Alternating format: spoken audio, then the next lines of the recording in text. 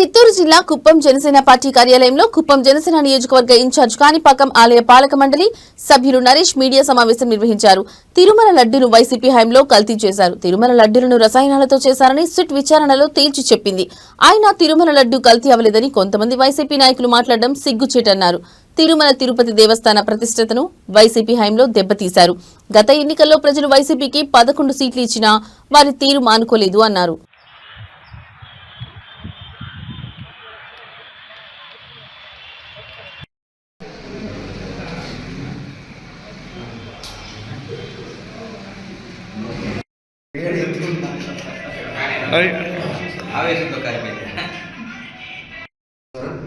జై జనసేన. ఈరోజు పత్రికా సమావేశానికి వచ్చిన మీడియా సోదరులు మిత్రులందరూ కూడా పేరు పేరున వారికి కృతజ్ఞతలు తెలుపుకుంటున్నాను. ఈరోజు ముఖ్య ఉద్దేశం, మీడియా ఒక సమావేశం ముఖ్య ఉద్దేశం తిరుమల తిరుపతి వెంకటేశ్వర స్వామి మహాప్రసాదం తిరుమల లడ్డు కల్తీ జరగడం మనందరికీ తెలిసిన విషయమే. ఈ కల్తీ నెయ్యి ఏదైతే వాడి లడ్డూల్ని తయారు చేసిన గత ప్రభుత్వం వైసీపీ వారు దొంగతనం చేసి కుట్రలు చేసి హిందూ ధర్మం పైన దాన్ని దాడిగానే చెప్పచ్చు, దాడి చేసి ఆ కల్తీ నెయ్యిని హిందువుల ఒక మనోభావాల పైన వారు ఆ లడ్డూలో కలిపిన రసాయనాలను ఏదైతే ఉందో అవన్నీ కూడా సిబిఐ ఒక ఎంక్వైరీలో సిట్ ఆధారంలో ఖచ్చితంగా దీంతో రసాయనాలు కలిసినాయి.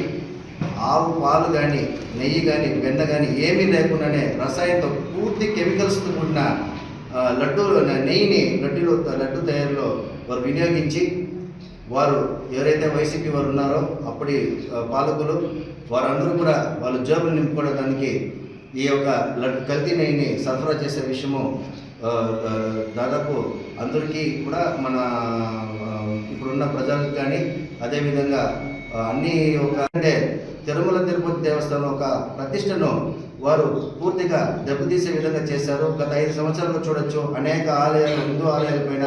అదేవిధంగా పవన్ కళ్యాణ్ గారు తిరుమల సందర్శించినప్పుడు అక్కడ భక్తులతో తీసుకున్న ఫీడ్బ్యాక్ వారందరూ కూడా ఈ లడ్డూలో మాకు ఏదో క్వాలిటీ తగ్గింది, ఇంట్లో పెడితే కూడా 1-2 డేస్లోనే అది పూర్తిగా వేరే స్మెల్ వస్తూ ఉంది, కాబట్టి మాకు దీంతో ఈ క్వాలిటీ పైన మాకు డౌట్ ఉందంటే ఆయన విచారణకి అప్పుడు గౌరవ ముఖ్యమంత్రి నారా చంద్రబాబు నాయుడుతో మాట్లాడి విచారణకి చేపట్టారు, విచారణకి ఆదేశించారు. ఆ విచారణలో కేవలం దీంతో ఏదో క్వాలిటీ తగ్గింది అని చెప్పి చూశారు, కానీ దీంతో ఇంత కుట్ర ఇంత కుంభకోణం జరిగిందనే విషయము ఇప్పుడు బయట వచ్చింది. ఇప్పుడున్న టీటీడీ చైర్మన్ గారు అదేవిధంగా పాలక మండలి సభ్యులందరూ కూడా దీన్ని ప్రత్యేక దృష్టి సారించి ఎవరైతే ఈ టెండర్లో పాల్గొన్నారో, ఎవరైతే ఈ టెండర్లో ఈ పర్చేసింగ్ దీంతో ఉన్నారు, ఏ అధికారులు దీంతో ఇన్వాల్వ్ అయినారు, ఎంతమంది నాయకులు ఉన్నారని క్లియర్ కట్గా సిబిఐ ఎంక్వైరీలో వాళ్ళకి సమర్పించడం జరిగింది. దీనికి అనుకూలంగా సిబిఐ సిట్ కానీ ఎంక్వైరీలో వచ్చిన రిపోర్ట్స్ ఆధారంగా వారందరూ కూడా దోషులని చెప్పి ఇక దగ్గరలో వస్తుందనే విషయాన్ని గ్రహించి ఆయన కరుణాకర్ రెడ్డి ఒక తిరుపతిలో ఉంటాడు, ఆయన గత పాలక మండలి సభ్యుడు ప్లస్ చైర్మన్ కూడా ఆయన తప్పిదాలని కప్పించుకోవడానికి ఆయన తిరుమలకి వెళ్ళి ఒక నాటకం డ్రామాలు వేసేది, తిరుమల కింద అలిపిరి దగ్గర డ్రామాలు వేసేది. ఇప్పుడు వచ్చిన ఆధారాల ప్రకారం ఎవరైనా చేయడం జరిగింది. కొన్ని 20 కోట్ల లడ్డూల్ని తయారు చేసి వారు మన హిందూ మనోభావాలు దెబ్బతినేది వేరే, దాంతో కనీసం వాళ్ళకి ఏదైనా మనసాక్షి ఉంటే ఇట్లా చేస్తానామే, ఇది మనకి కరెక్టా, సాక్షాత్తు తిరుమల వెంకటేశ్వర స్వామితో పెట్టుకుంటున్నామనే ఒక భక్తి కూడా లేదు, ఒక భక్తి కానీ ఒక నిజాయితీ లేని పాలన అందించి దాన్ని ఒక తప్పును ఒప్పుకునేవాడు వాడు నాయకుడు. తప్పుని కప్పుపుచ్చుకొని ఎదుటోనిపైన ఎవరైతే ఇది తప్పు జరిగిందని చెప్పేవాడిపైన ఎదుటోనిపైన దాడి చేసేవాళ్ళు ఏమన్నారో మనం అందరూ కూడా ఆలోచించవచ్చు. ప్రజలందరూ గమనిస్తూ ఉన్నారు, ప్రజలందరూ కూడా ఏకతాటిగా దీనిపైన ఒక మంచి నిర్ణయం తీసుకున్నారు. రానున్న ఎన్నికల్లో కానీ వాళ్ళకి 11 సీట్లు కూడా ఉంటుందని తెలియజేస్తున్నాను.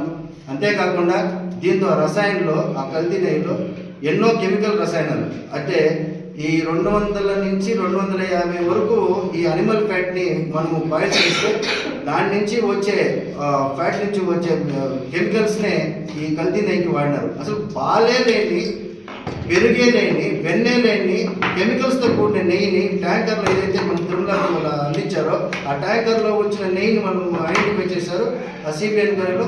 దాంతో కనీసము మినిమం 1% ఒక పాలు కూడా లేదు, వెన్న లేదు. దానికి కప్పుపుచ్చుకునేదానికి వాళ్ళు ఎన్నో కార్యక్రమాలు చేశారు. చాలా తెలివిగా డబ్బులు కావాలా, దండుకోవాలా, దోపిడీ చేయాలా, ఇదే ఉద్దేశంతో వాళ్ళు ఆ తిరుమల తిరుపతి దేవస్థానం వాడుకున్నారే కానీ ఇది ఒక పవిత్రమైన ప్రదేశము, ఇక్కడ అన్నీ కూడా మనం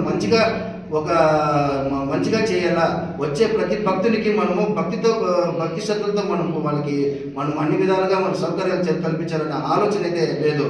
ముఖ్యంగా జగన్మోహన్ రెడ్డి డిక్లరేషన్ కూడా ఇవ్వని పరిస్థితుల్లో ఉన్నాడు. అప్పుడు నేను డిక్లరేషన్ ఇవ్వను అని, అలాంటి డిక్లరేషన్ ఇవ్వకుండా తిరుమలకి వెళ్ళినాడు. అడిగితే నన్నెవరు ఏం చేస్తారు, నేను అట్లా వాడు ఇట్లా వాడు అని చెప్పి అప్పుడు కూడా బెదిరించే కార్యక్రమం, ఇప్పుడు కూడా బెదిరించే కార్యక్రమం. నోటికి ఏది వస్తే అది మాట్లాడడం, అందరినీ బెదిరించడం, దాడి చేయడం. ప్రజలు బుద్ధి చెప్పినా కానీ వాళ్ళు ఇంకా మారలేదంటే ఇంకా కూడా ప్రజలు బుద్ధి చెప్తారు. మా గౌరవ ముఖ్యమంత్రి నారా చంద్రబాబు గారి నాయకత్వంలో కూటమి ప్రభుత్వము ఈ పనికి మాలిన చర్యలు కానీ ఈ అవినీతి చర్యలను ఖచ్చితంగా వెలుగులోకి తీసుకుని వచ్చి ప్రతి ఒక్కరు దీన్ని వెనుకున్న వాళ్ళందరినీ కూడా ఆమె జైలుకి వెళ్ళే పరిస్థితి ఖచ్చితంగా వస్తుంది. ఇప్పటికే చాలామంది వైష్ణవి డైరీస్ కానీ బోలేబాబా డైరీస్ వీళ్ళందరినీ కూడా విచారణలో ఇన్వాల్వ్ చేశారు, వాళ్ళు విచారిస్తున్నారు. వారందరినీ కూడా ఆ డైరీస్లో ఏ విధంగా అవుతుందో, ఏ విధంగా పాలు లేకుండా నెయ్యి కలుపుతున్నారో ఇవన్నీ కూడా మనము ఎందుకంటే ఇది కేవలం లడ్డు విషయమనే కాదు, ఇది మిగతా చిన్న పిల్లలకు కూడా ఇలాంటి నెయ్యి సరఫరా చేస్తే వాళ్ళకు ఒక హెల్త్ ఇష్యూ కూడా ఉంది. కాబట్టి ఇది ఒక నేషనల్ వైడ్ కేసుగా తీసుకొని దీన్ని సీరియస్గా తీసుకుంటున్నారు. అదేవిధంగా గౌరవ చైర్మన్ గారు